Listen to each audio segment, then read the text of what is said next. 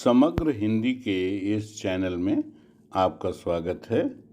मैं डॉक्टर सत्यप्रकाश सिंह आपके समक्ष उपस्थित हूँ।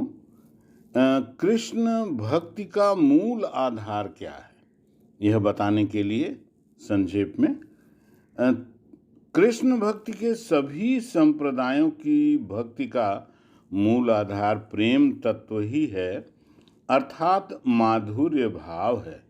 भक्त कृष्ण के बाल्यावस्था, क्रीड़ावस्था और लीला की अवस्था में वात्सल्य, सख्य और माधुर्य भाव से संपृक्त रहता है, अर्थात कृष्ण की समस्त जीवन क्रीड़ा में वह उनके आसपास सन्निकट ही अहरनिश भाव में निमग्न रहते हुए रहता है।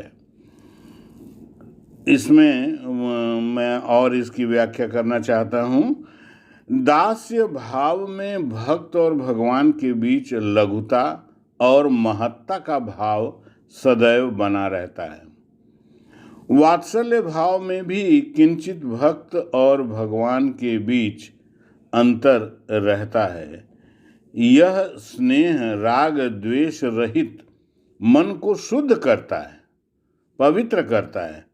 सख्य भाव में भी साहचर्य एवं क्रीड़ा भाव का अनुराग रहता है, किंतु माधुर्य भाव में भक्त और भगवान के एकाकार होने की पराकाष्ठा है।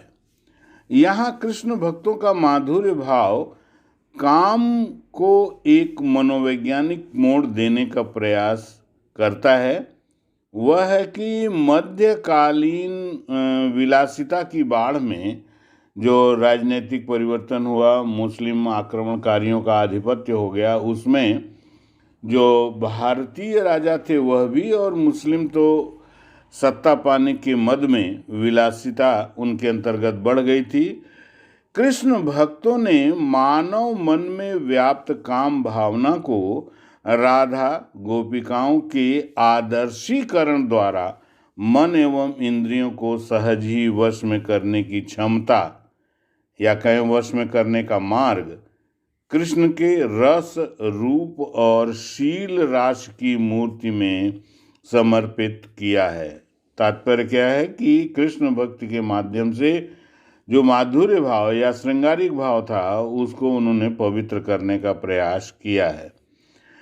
सर्वभावेन समर्पण, कृष्ण के प्रति सर्वभावेन समर्पण को भक्ति की चरम स्थिति घोषित किया।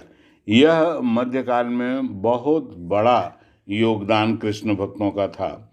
माधुर्य भाव की भक्ति निम्बार्क संप्रदाय, राधा या गोपी भाव केवल स्वकीय ही माना गया है, अर्थात केवल माधुर्य के संयोग पक्ष को ही निम्बार्क संप्रदाय में माना गया है।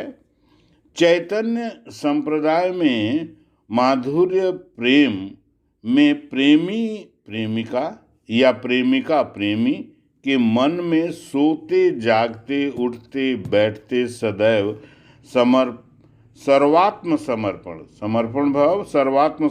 भाव का उल्लेख किया गया है। सर्वात्म समर्पण भाव रहता है चैतन्य संप्रदाय में। आगे है राधा वल्लभ संप्रदाय में निकुंज लीला द्वारा नित्य रस मिलन वृंदावन में कल्पित किया गया है। प्रेम का आवेश इतना तीव्र होता है कि मिलन में भी वियोग का भय सताता रहता है। इसमें आलंबन, आप समझें, इसमें आलंबन और आश्रय दोनों ही कृष्ण रहते हैं, तो कृष्ण के रस में निमग्न होकर सदैव संयोग भाव रहता है।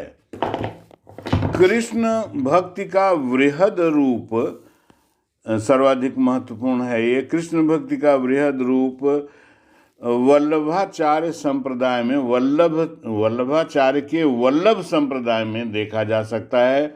वात्सल्य और सख्य भाव से होते हुए माधुर्य भाव की परिणत में राधा और कृष्ण अद्वय हो जाते हैं, अर्थात वो दो नहीं रह जाते। जब माधुर्य भाव आता है वात्सल्य और सख्य के द्वारा पवित्र होते हुए तो माधुर्य भाव भी पवित्र होकर राधा और कृष्ण एक ही हो जाते हैं। उनका प्रतिफल एक ही हो जाता है। प्रेम की पराकाष्ठा में कृष्ण का द्वय भाव, स्वकीय या परकीय भाव, सब कुछ समाप्त हो जाता है।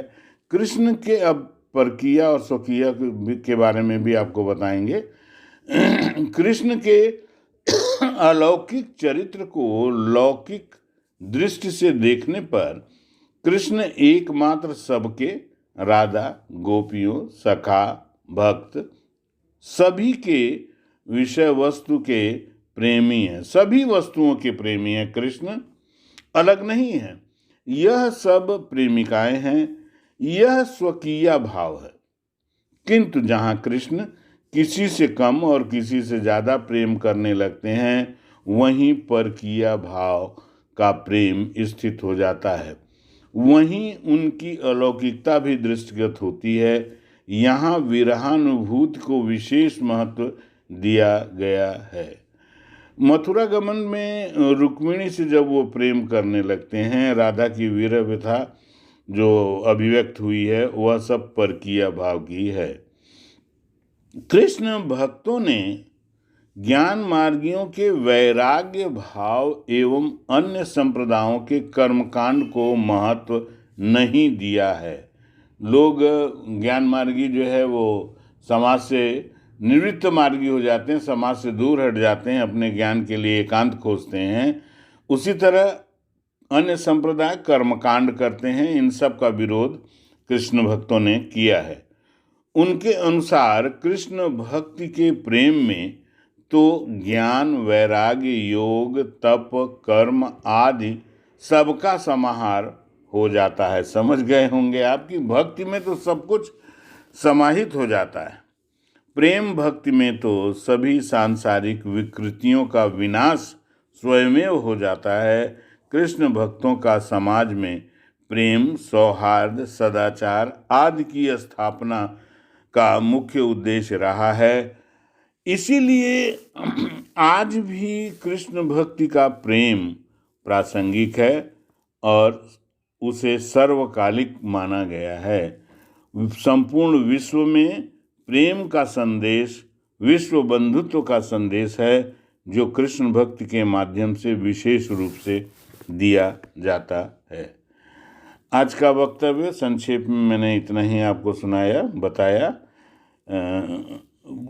निवेदन है कि कमेंट बॉक्स में कमेंट करना न भूलें, अवश्य करें। तथा अभी तक अगर सब्सक्राइब नहीं हुआ है तो कृपया सब्सक्राइब करें और शेयर करें और लाइक करें। बहुत बहुत धन्यवाद। ये 22 क रहा होगा, 22 क है। कृष्ण भक्ति से संबंधित सभी जो चैप्टर जो हमने शुरू किया है, सभी का मैंने 22 में क ख ग करके भाग दिया है। इसके आगे हम फिर आपको बताएंगे कि कृष्ण काव्य की, संक्षेप में कृष्ण काव्य की विशिष्टताएं क्या है। ठीक है, धन्यवाद, बहुत बहुत धन्यवाद।